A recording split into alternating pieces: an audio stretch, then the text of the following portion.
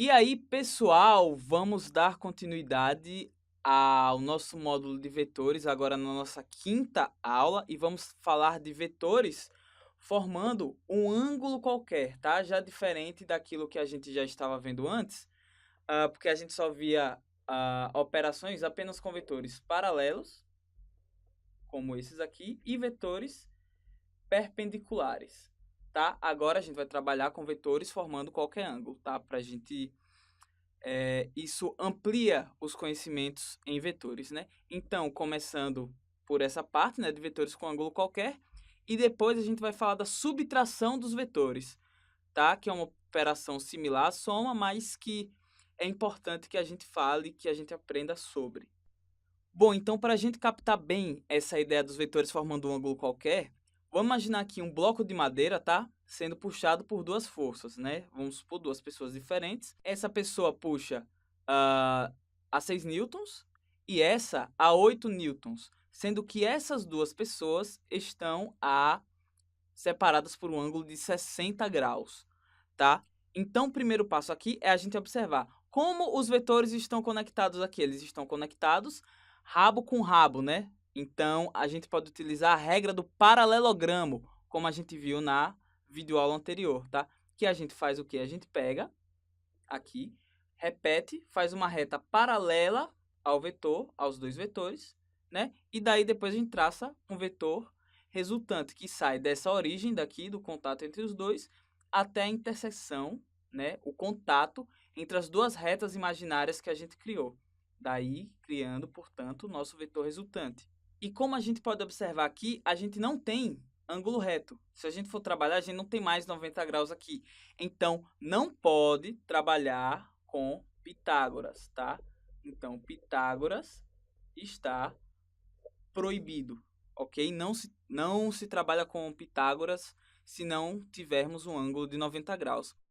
Porém, para isso, existe uma lei chamada de Lei dos Cossenos, tá? Que não é uma fórmula complicada. Mas para a gente memorizar ela bem, você vê que o início dela aqui parece um pouco com Pitágoras, né?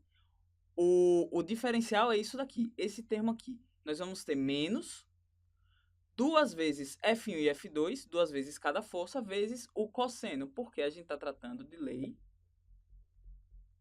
dos cossenos, ok? E daí nessa lei aqui, quando a gente lê o cosseno de alfa, a gente fica se perguntando, né, que ângulo vai ser esse alfa aqui? Bom, é o ângulo que está virado para o vetor resultante. Então, se a gente pegar esse triângulo daqui, tá? O ângulo alfa, ele vai ser esse ângulo daqui, tá? Que é o ângulo que fica em oposição, tá, ao vetor resultante. E a complicação agora aqui seria para saber quanto, né? Qual o valor de alfa, né?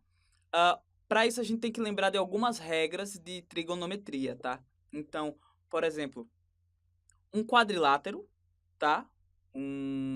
Esse quadrilátero aqui, a soma dos ângulos internos tem que ser igual a 360 graus, ok?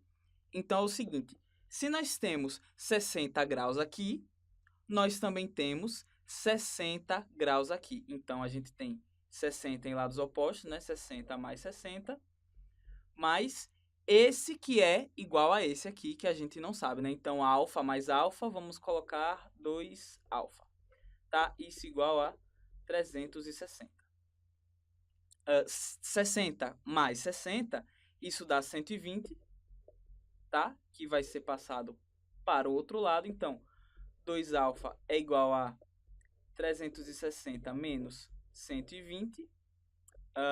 2 alfa vai ser igual a 240, né? 360 menos 120, então 240. Portanto, né? 240 dividido por 2, alfa é igual a 120 graus. Então, tanto esse ângulo aqui quanto esse ângulo aqui vai ser de 120 graus. Vou anotar até aqui. Agora, então, já sabendo disso aqui, qual o valor do ângulo e como chegar a esse ângulo, vamos calcular, então, a lei dos cossenos aqui, né? Então, vamos lá. FR a gente quer saber. FR ao quadrado, né? Tracinho aqui em cima, a setinha. F1 ao quadrado é 6, né? F1 é 6, então ao quadrado é 36. Mais F2 ao quadrado, F2 é 8. 8 ao quadrado dá 64, certo?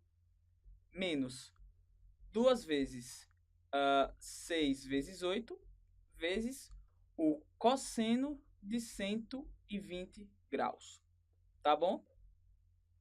Bom, FR ao quadrado vai ser igual a 36 mais 64 dá 100, certo? Menos 2 vezes 6 dá 12. 12 vezes 8 dá 96, certo? E aí, vezes o cosseno de 120 graus. Aqui é onde você talvez, onde a gente se embanana um pouquinho. Como descobrir o cosseno de 120? Se você está com a calculadora, óbvio, é muito melhor. Mas caso você não esteja, caso, sei lá, o professor não deixe, você tem que lembrar o seguinte. Nossa, tá meio fora, mas assim, 60 graus aqui, certo? E aqui você tem 120, certo?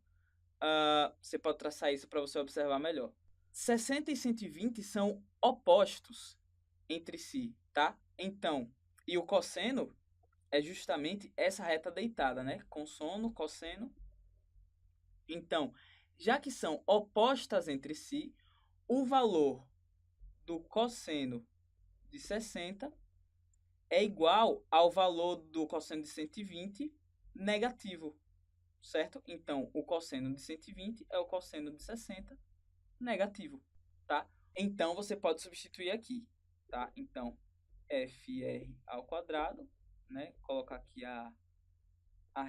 o vetor, 100 menos 96 vezes menos o cosseno de 60 graus, certo? O cosseno de 60 graus é conhecido, né? A gente sabe que é 1 sobre 2, ou seja, 1 meio.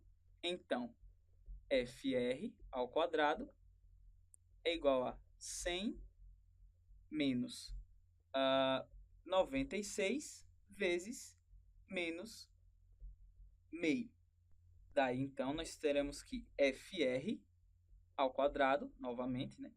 É igual a 100 menos com menos numa multiplicação dá mais. Então, mais a metade de 96 é 48.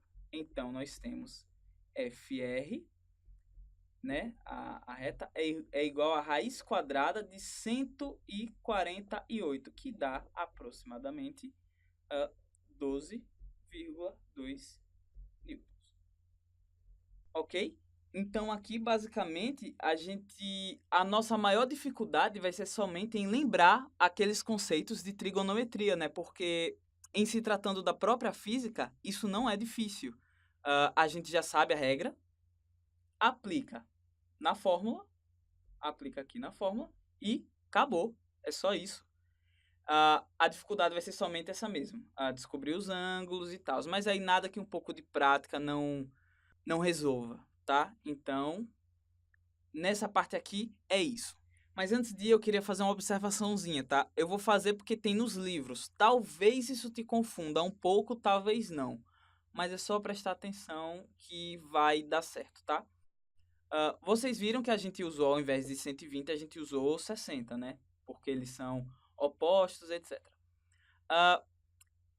O que pode ser feito é isso daqui, essa linha aqui, isso dá um ângulo de 180 graus. Se isso daqui é 120, esse ângulo aqui, ele é de 60 graus, tá? Vamos chamar esse ângulo aqui de ângulo θ, certo? Então, você pode usar direto esse ângulo ao invés de usar esse daqui e passar por isso daqui. Você pode usar esse direto. Só que qual a diferença? A diferença é que a fórmula muda um pouco. Esse sinal de menos aqui muda para mais e aqui vira cosseno de θ, tá? É só uma observaçãozinha, é importante que a gente saiba, Mas caso isso vá te confundir, não precisa utilizar, tá? Só seguir adiante, tá bom? E em vetor, como a gente pode fazer o que a gente bem entender, caso eu queira arregaçar e eu não quero mais usar daquele jeito, eu quero usar desse jeito aqui. Vamos fazer a cabeça com rabo, né? A origem com destino do vetor, com o final. A resultante não muda, óbvio. O que vai mudar é a regra que a gente vai utilizar. Não mais a regra do paralelogramo, mas agora a regra da poligonal. Isso vai depender do que for mais fácil para você, do que for mais simples. No final vai ser a mesma coisa, então tanto faz. Realmente tanto faz.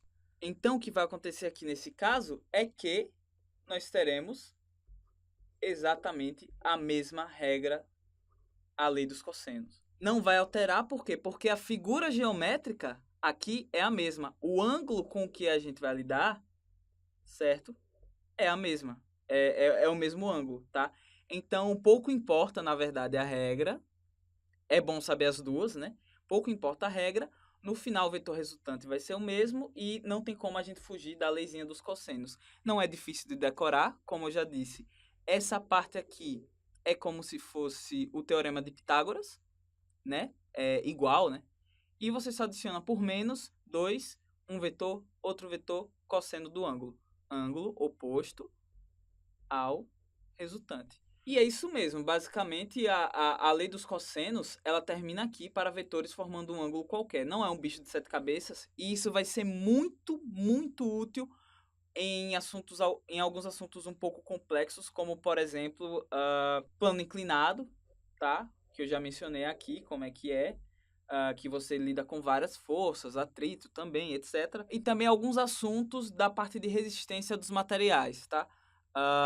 Então, é isso mesmo. E pronto, agora nós vamos falar da subtração dos vetores, tá bom? E aqui, já que a gente já sabe somar vetores, subtrair não vai ser grande coisa, tá? Afinal, o que é uma subtração, né? Uma subtração é uma soma onde um dos componentes, uma das parcelas, né, ela é negativa. Ou seja, isso daqui tudo nada mais é do que isso daqui, tá bom? E o que seria isso em vetores? Eu tenho o vetor A e eu tenho o vetor B. O que seria um vetor menos B? Seria ele no sentido oposto, tá? No sentido contrário. Nada mais é, você tem o vetor aqui e você quer saber o que seria menos ele, então é só você mudar ele de lado, assim como foi feito aqui, como está sendo mostrado aqui. Só virar 180 graus. E aí as operações vão ocorrer da mesma forma, tá? Você pega esse vetor aqui, vamos supor, eu quero deslocar esse daqui, né? Vamos colocar ele aqui, né? Tá um pouco maior, mas ok, é só para visualizar mesmo. E daí a gente consegue resolver por qualquer regra que for, a regra da poligonal, a regra do paralelogramo, depende de como você queira colocar esse vetor aqui, tá bom? Então, caso você realmente queira praticar isso daqui, só procurar alguns exercícios. Nós teremos aqui no nosso portal listas de exercício, onde você vai poder praticar isso daqui, tá? Mas vocês viram como é simples, qualquer coisa. É só voltar na soma de vetores, tá? Que tá nas primeiras aulas dessa parte aí de vetores, lá entre 1, 2 e 3. E é isso, espero que vocês tenham gostado. Resta pouco para a gente terminar o nosso primeiro módulo, faltam poucas aulas de vetores. E é isso, valeu, até a próxima!